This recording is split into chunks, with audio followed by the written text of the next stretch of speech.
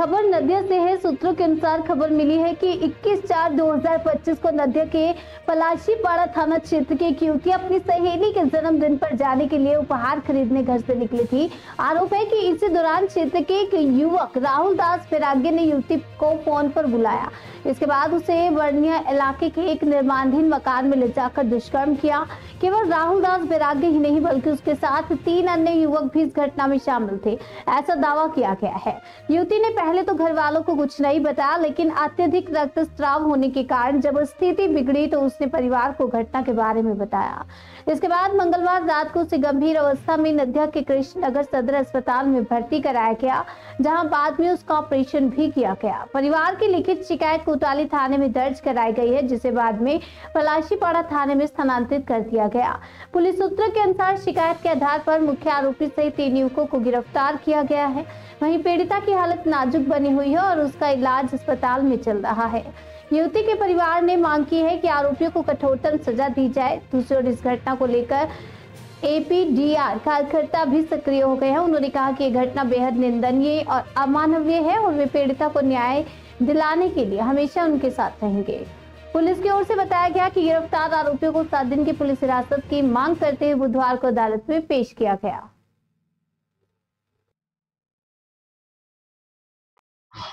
আপনার নাম কি, আপনি কি করেন? মৌতুলি নাগ সরকার, আমি APDR কৃষ্ণনগর শাখার সম্পাদক। আচ্ছা, এই যে কি ঘটনাটা ঘটেছে, আমরা যেটা শুনতে পাচ্ছি যে পলাশীপাড়ায় বাড়ি একটা মেয়ের সাথে কোনো রকম একটা হয়েছে, কি ঘটনা? পরিষ্কার ধর্ষণের ঘটনা ঘটেছে গতকাল সন্ধ্যাবেলা।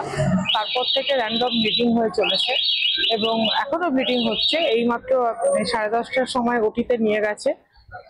কোতোয়ালি থানায় অভিযোগ করা হয়েছে। কোতোয়ালি থেকে পলাশীপাড়ায় সেটা অভিযোগটা ট্রান্সফার হয়েছে এবং কোতোয়ালি থেকে মূল অভিযুক্ত যে রাহুল দফাদার তাকে অ্যারেস্টও করা হয়েছে। এই হচ্ছে পরিস্থিতি। এটা কি জানা গেছে যে মানে একটা ছেলেই কি ছিল নাকি না সাথে আরো?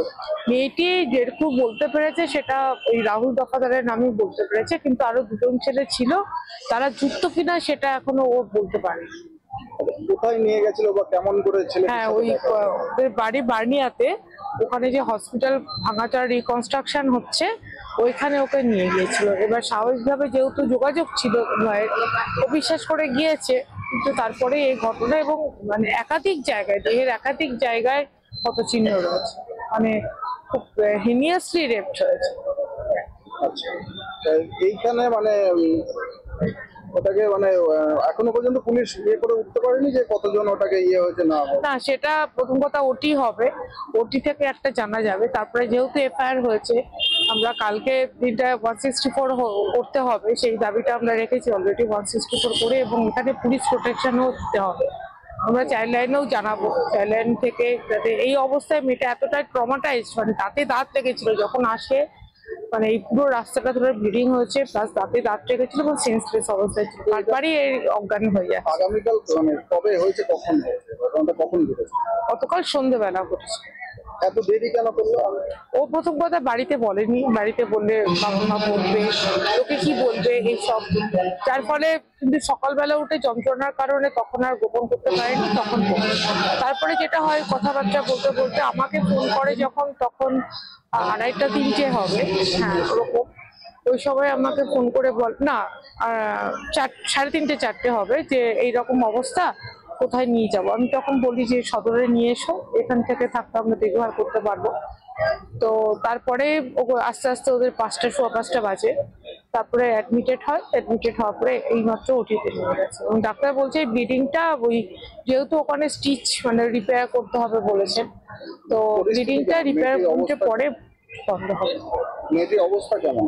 অবস্থা একেবারেই ভালো না, বলছি যে এখনো ব্লিডিং হচ্ছে, বারবারই অজ্ঞান হয়ে যাচ্ছে এরকম। মেয়েটির বাবা কি করে? বাবার একটি লটারির ছোট দোকান আছে ওই এলাকাতেই, ওদের বাড়ির কাছেই লটারির ছোট দোকান আছে। মা সেলাই টেলাই করে, কিন্তু জানা যাচ্ছে যে রাহুল বলে যে ছেলেটি, তাদের অবস্থা অনেকটাই ভালো। আমরা এটাই আশঙ্কিত যে বেশিরভাগ ক্ষেত্রে যেগুলো হয়, দুটো ঘটনা, একটা হচ্ছে যেহেতু সম্পর্ক ছিল, সুতরাং এটাকে বোঝানো হয় যে যেহেতু সম্পর্ক ছিল কেন মেয়েটি গেছে তার সাথে, ওতে ধর্ষণটাকে জাস্টিফাইড করা হয়।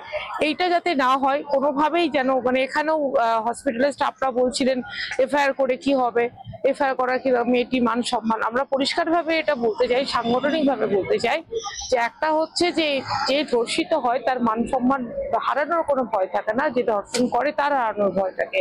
সুতরাং এইভাবে যেন কোনোভাবেই মেয়েটাকে স্টিগমাটাইজ না করা হয়, তাহলে কিন্তু ও কোনোদিনই আর স্বাভাবিক অবস্থায় ফিরতে পারবে না। আজ অব্দি যেভাবে ও ট্রমাটাইজড, ওটিতে ঢোকার আগে পর্যন্ত যেভাবে বারবারই অজ্ঞান হয়ে যাচ্ছে এবং তাকে দাঁত পেতে আসছে, এই অবস্থায় ওকে দেখলাম, আদৌ আমার আশঙ্কা যে ও বাঁচবে কিনা। এবং আরো ঘটনা হচ্ছে তার পুরো পরিবারটা এখানে, তার 4 বছরের বোন সেও এখানে, সে বারবারই বলছে, মানে আমি তাকে আমার বাড়ি নিয়ে গেছিলাম বাচ্চাটাকে একটু খাওয়াতে, সে বলছে তোমার বাড়িতে ছেলে আছে, ছেলে থাকলে আমি যাবো না।